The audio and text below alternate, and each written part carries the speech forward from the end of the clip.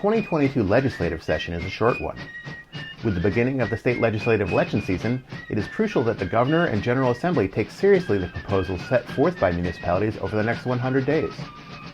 Luke Bronin, Mayor of Hartford and CCM President, joins the Municipal Voice this week to discuss the common sense initiatives put forth by towns and cities and why they need urgent action at the Capitol. We'll also talk about the challenges of governing a large city as we enter the beginning of a third year of this pandemic. We'd like to thank our premier sponsor, Digital Back Office Palo Alto Networks. Check them out at digitalbackoffice.com or paloaltonetworks.com.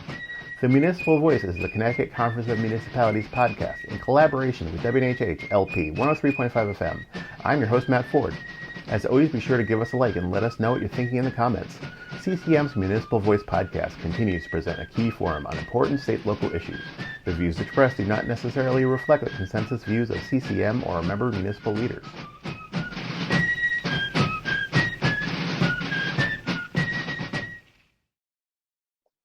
Mayor Bronin, thanks for joining us today. Thanks for having me. First of all, congratulations. You were reelected to a second year to serve as the president of CCM by the board of your peers there. Why is it important that towns and cities come together to have a voice at the Capitol kind of the way they do through an organization like CCM? Look, I think it's always important for towns and cities to have a voice, to have a body that's representing their interest up at the state capitol. It's important every year. We say this about a lot of things now, but I think it's true that it's never been more important than it has been over the past couple of years and continues to be right now. You know, there are so many ways in which this pandemic has changed the game at the local level and raised the stakes. And we're all dealing with unprecedented challenges. But we also have some unprecedented opportunities to marshal resources to tackle those challenges, and making sure that we've got a coordinated, unified advocacy effort that's representing the interests of cities and towns, whether it's on an issue as small as how to run hybrid meetings or how to allow towns to be flexible in that regard, or whether it's as significant as the utilization of the substantial amounts of federal relief funds that have come into the state. From issues big to small, there's an awful lot at stake for municipalities right now. Definitely. And so our advocacy team works, and our legislative committee votes on a slate of legislative proposals from CCM every year. And they cover a lot of ground, as do the legislations themselves. But can we start with one of the big ones for us, taxes? There have been some proposals out there to help lower property taxes, which remain some of the highest in the country. Can you talk a little bit about why they're so high, and as a regressive tax, how can we go about reducing over-reliance on this funding mechanism? Sure. Reducing Connecticut's over-reliance on the property tax as the source of local government funding has been a long-standing priority for CCM, appropriately so. We are one of the most reliant on property taxes in the country. Property taxes really are the only meaningful source of locally generated funds that municipalities are allowed to tap. And that's unusual. In a lot of states, municipalities have a dedicated share of other revenue streams, like a dedicated share of sales tax revenue or a dedicated share of income tax revenue, or they have the ability to impose those other forms of revenue raising within their own jurisdictions. In Connecticut, municipalities are not allowed to impose any other tax. Obviously, there are modest fees that are imposed in certain circumstances, but the only large revenue raiser that municipalities in Connecticut are allowed to use is the property tax, and that leads to all kinds of distortions and all kinds of inequities. When you have towns that are vastly more well endowed in property wealth versus others, you create massive gaps. And a few years ago, the Boston Fed did a study of what they called the need capacity gap. And what it found was that some municipalities in Connecticut have not enough capacity, not enough grand list value, taxable property to meet the needs in that community. Whereas other communities have far more than enough to meet the needs, and that of course creates vast disparities in the in property tax rates between communities. That in itself, I think, is a problem. But there are other ways in which the over-reliance on the property tax is a real problem. You know, take a small town that wants to preserve its local character, but may be incentivized or indeed required by revenue demands to allow for other forms of development of big box stores, development of commercial development that fundamentally eats up the open space that they prize. It forces decisions that may not be in communities' interest. So there are so many ways in which the over-reliance on the property tax is damaging. Obviously, I sit here as not just the president of CCM, but as the mayor of the city of Hartford, where I've seen some of the profound consequences of this need capacity gap. You know, in the city of Hartford, you have a very small taxable property base. That's partly because of the amount of property that is non-taxable, state, college, hospital property, and only partially reimbursed by the state payments in lieu of taxes. It's partly because the city got into a vicious cycle decades ago, whereas the mill rate went up, more and more properties changed hands from taxable for-profit hands to non-taxable nonprofit hands, further degrading the grand list. And then you can also just get distortions as the property tax rises. The value ultimately is impaired by that, and we see that as well. So there's just countless ways in which an over-reliance on property tax is not good policy. And let me close on the one that you mentioned, which is the fact that it is extremely regressive, right? That the property tax falls on property owners regardless of their income. And all over the state, you've got an awful lot of families, an awful lot of seniors who own a home as their sole significant asset, don't have significant sources of income, and yet they are taxed on the basis of the value of that asset. And that also is something that should trouble all of us. So another big issue for us this year is public education, always a hot button issue when you talk about local politics. And during COVID, we have seen some stark gaps in this kind of crucial public service, notably the digital divide and some issues around air quality. CCM has made it a point this year to address the HVAC systems in our public schools, largely in response to the pandemic, but it was also a pre-existing condition in a lot of places. What do you think we need to do to help towns and cities make these repairs? What can the capital do to help this along? Well, one of the things that CCM's body is calling for this year is that COVID relief funds be used to help municipalities around the state make those investments in air quality, whether it's HVAC systems, air purification systems. That's obviously important in response to this pandemic, and as we continue to try to move to the world in which we treat this as endemic and get away from crisis management, tools like air quality management are natural places to look and focus and invest. And we think it's a really important investment for the state to make statewide. So that's one thing. You mentioned education spending and education generally. We can get into that, in particular, focus on special education. But I think right now, making sure that we enable towns, by providing those funds, enable towns to make the investments in air quality is an important part of putting this pandemic behind us, putting teachers and paraprofessionals and school staff at ease as they remain in the classroom, putting parents at ease as their kids remain in the classroom. And there are an awful lot of studies that show that improving air quality in schools, just like improving air quality in homes, can have all kinds of positive knock-on effects for kids. Beyond the pandemic, just going forward in the future. Just in terms of health in general, reduction of allergies, reduction of chronic health conditions, increases in ability to focus and perform. There are quite a few studies that have documented that. So during COVID, there might be some funds from the American Rescue Plan and other bills like that allow schools to make these repairs. With that federal coming to towns, is it still important for the state to get involved in these issues, and why? Look, I think this is the state got a significant allocation of relief funds, as did municipalities. But given the state's primary responsibility under Connecticut's law for education, and also the fact that the administration rightly, I give Governor Lamont tremendous credit for this, has put an enormous focus on keeping kids in school. This is something that's been identified by the state as a priority, and I think CCM membership thinks it's appropriate that the state make investments and make funds available to municipalities to make these investments as quickly as possible. Definitely. You mentioned this a little bit before, and to piggyback on it, the excess cost grant is capped, negatively impacting local and regional school districts' ability to address the rising costs of special education.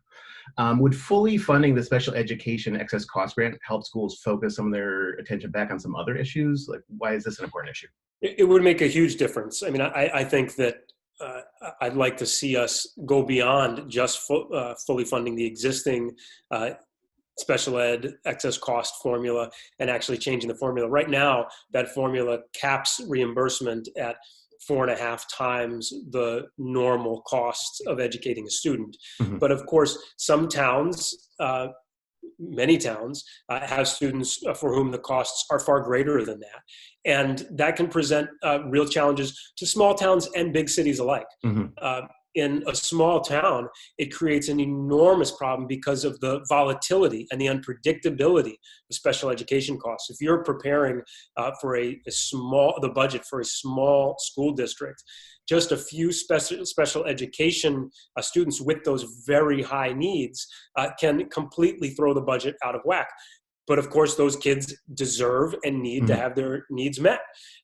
Similarly, in a city where you have oftentimes an intense concentration of need, the disproportionate share of students that may have special education needs and the disproportionate burden that places on cities can be very significant. So I'd love to see the state change that 4.5 cap, that 4.5 multiple cap. But then the other piece is, right now, which is, this is not unique to this formula, but right now the state is not fully funding the existing formula.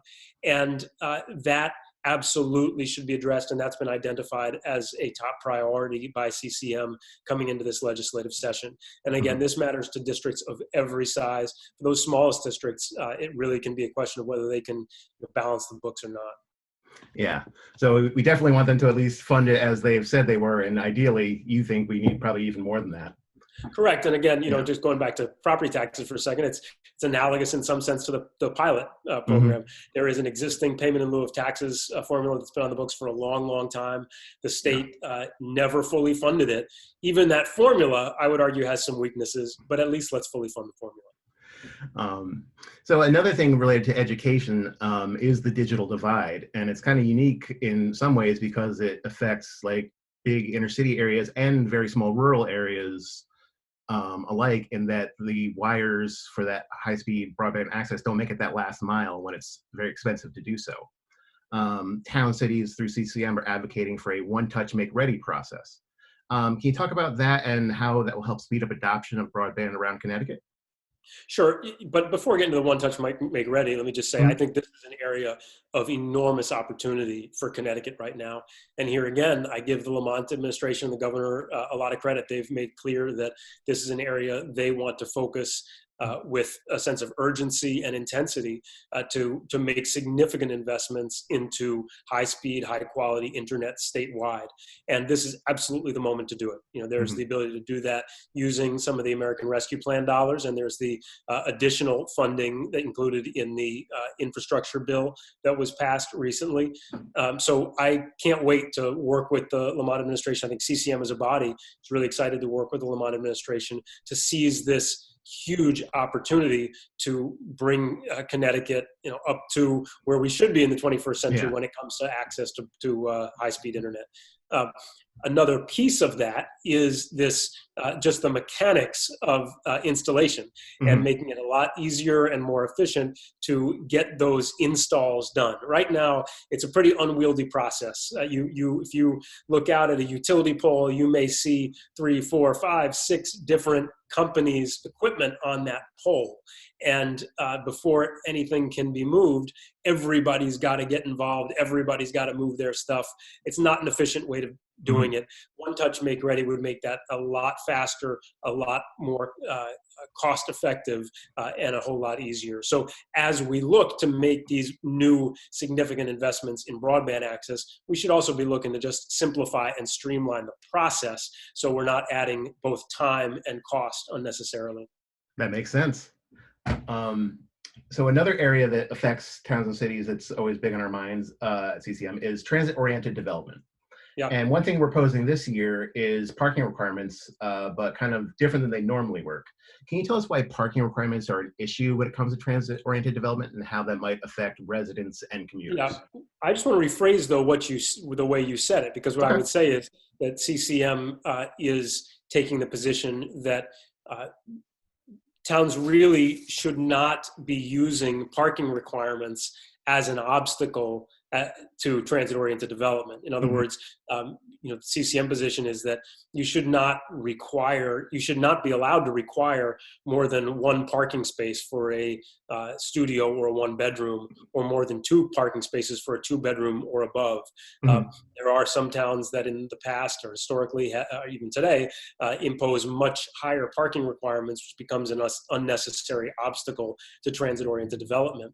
And I think that what's significant about this, along with some of the other CCM land use proposals that have been adopted, is that it reflects a recognition that getting more housing built, especially transit-oriented development housing in the vicinity of those primary transit stations in towns, is of common interest. It's beneficial to the entire state of Connecticut. That if we're going to get this state growing, if we're going to keep our kids in Connecticut, if we're going to attract talent back, we need to expand the housing supply. And the most natural place to focus is on transit-oriented development and making sure that we're not throwing up unnecessary obstacles to that development. Yeah, and so that could bring in younger workers, people who are more interested in telecommuting or living in Connecticut, maybe taking the train into the city, things like that, yeah. Or riding the Hartford line. Or riding the Hartford line to Hartford, definitely. You are listening to the Municipal Voice on WNHH 103.5 FM. One issue related to transportation is the Transportation Climate Initiative. What is the preference of municipalities in Connecticut when it comes to programs like TAR and LOCIP that already exist? Well, so you mentioned TCI, the Transportation Climate Initiative.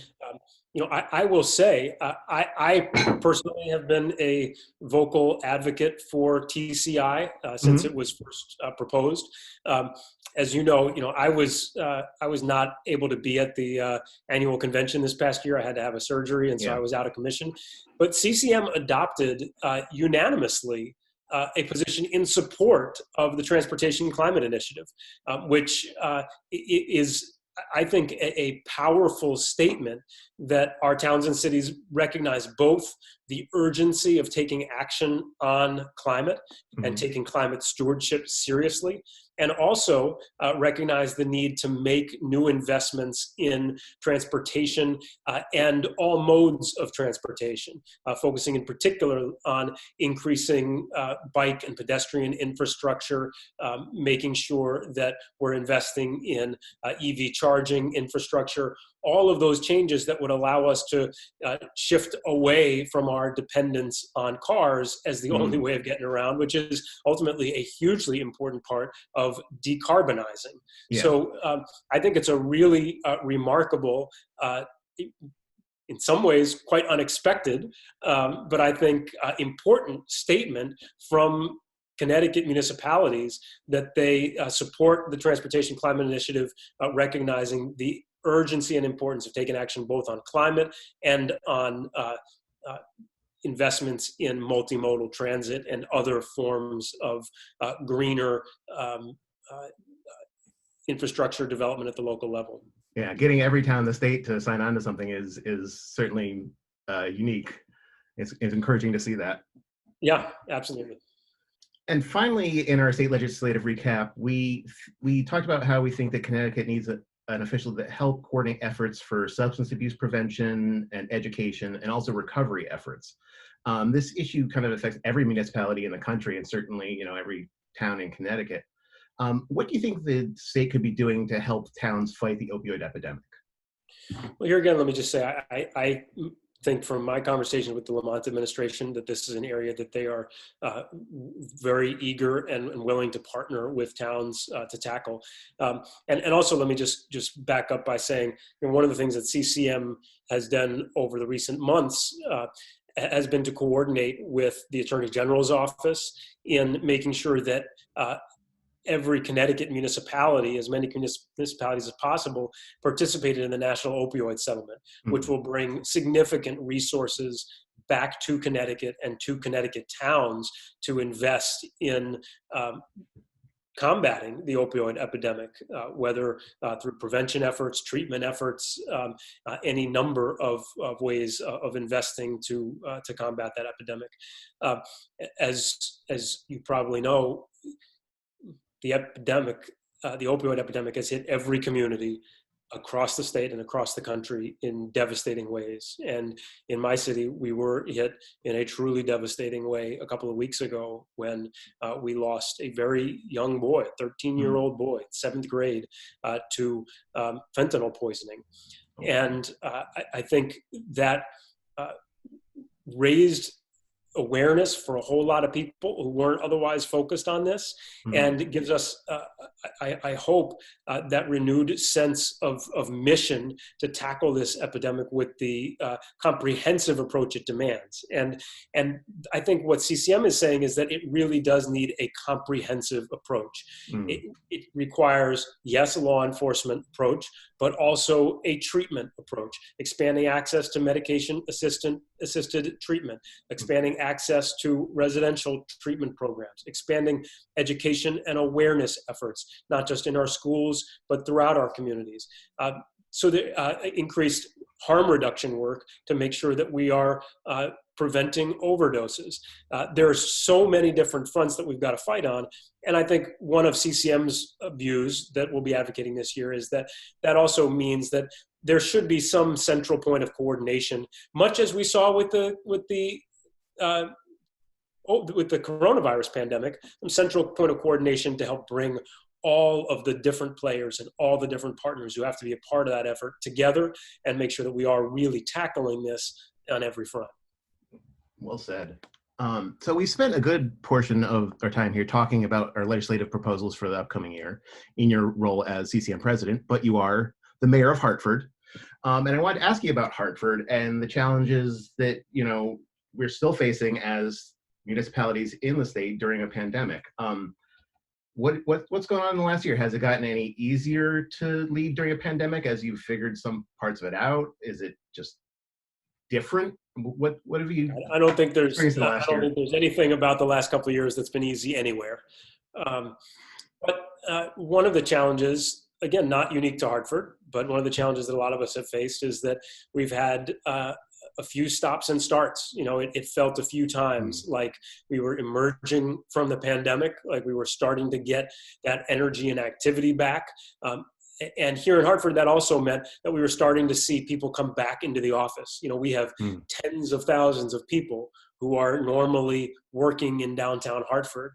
And that means not just working in downtown Hartford, but spending money at local stores, going out for lunch, staying and going out for dinner, out for a drink, out to the theater, out to a game at the XL Center or one of our other stadiums.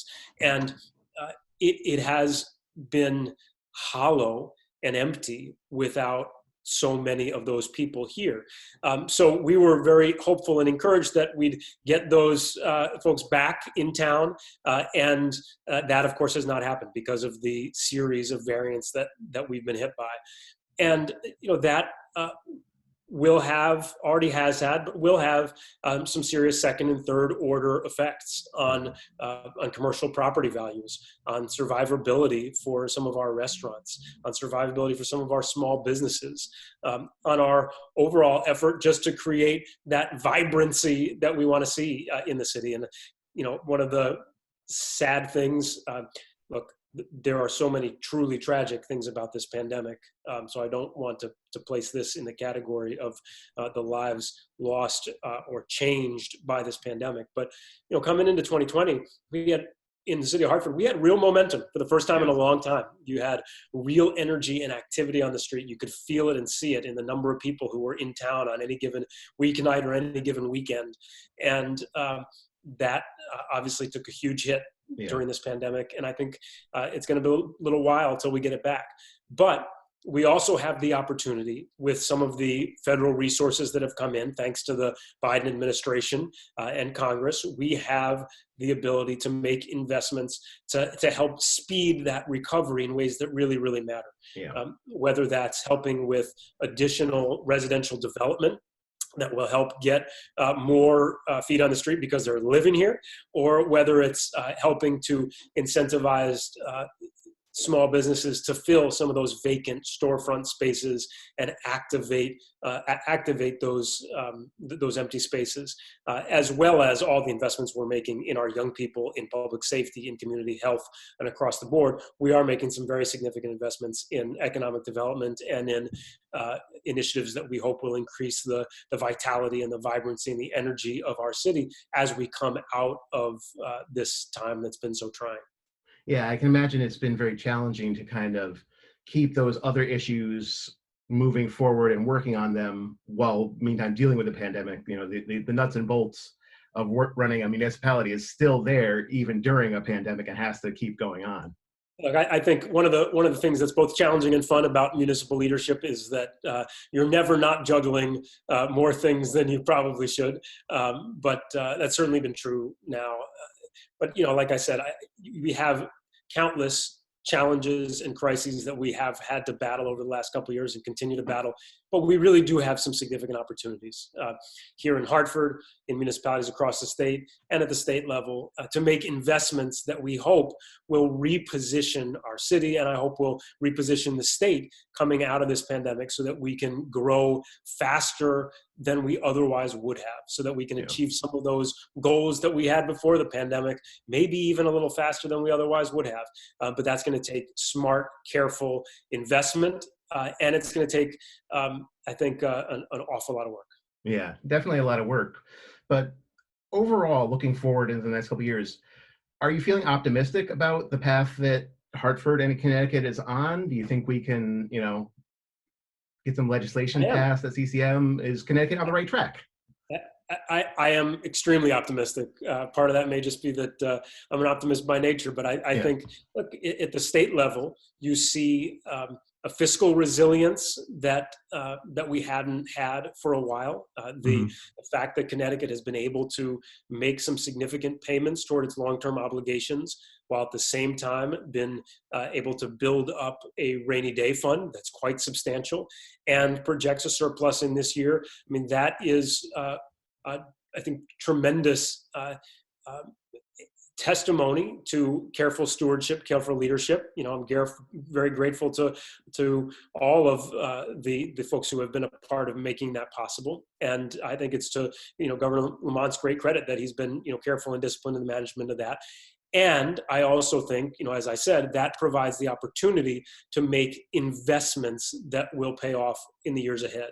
And here I'm just speaking, as myself, not representing CCM, but as we think about how to use those resources, I do think it's critically important that we focus on investing those funds in ways that will pay off and pay dividends into the future, not just spend them one time and then lose the benefit.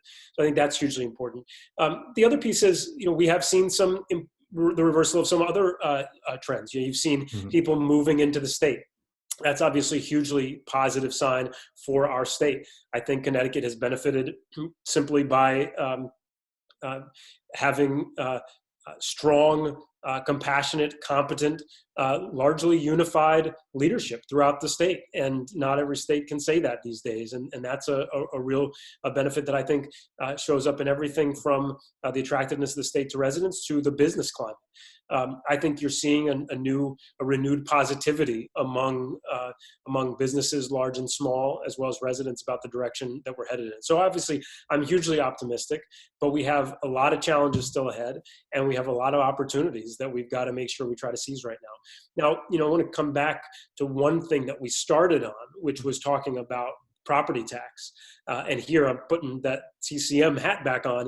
I think one thing that CCM as a body really does feel strongly about is that we should seize this moment to try to enact some meaningful property tax reform. And that doesn't just mean limited property tax relief. It doesn't just mean rebates. It means some structural changes that allow for a greater diversification of revenue sources at the local level, allow us to get away from our over-reliance on the property tax at the local level, and by doing that, provide meaningful relief to residents, to property owners of all kinds, and to municipalities across the board. Great. Well, Mayor, thank you so much for speaking with us today. I know everyone at CCM is grateful for your leadership this year, and looking forward to everything we can do working together. No, it's fun to talk with you, and it's a privilege to have the chance to continue working with so many amazing colleagues around the state through CCM. So thank you so much. We'd like to thank our guest, Mayor Luke Bronin. I'd like to thank our premier sponsors, Digital Back Office, Palo Alto Networks, who you can check out at digitalbackoffice.com and paloaltonetworks.com. The Municipal Voice is a co-production by CCM and WNHH 103.5 FM. Kevin Maloney is our executive producer, Christopher Gilson is our producer, Terry Draws is on the boards, and I'm Matt Ford, your host. Be sure to check out our Facebook page and give us a like, and watch out for our CCM chat series on our YouTube page.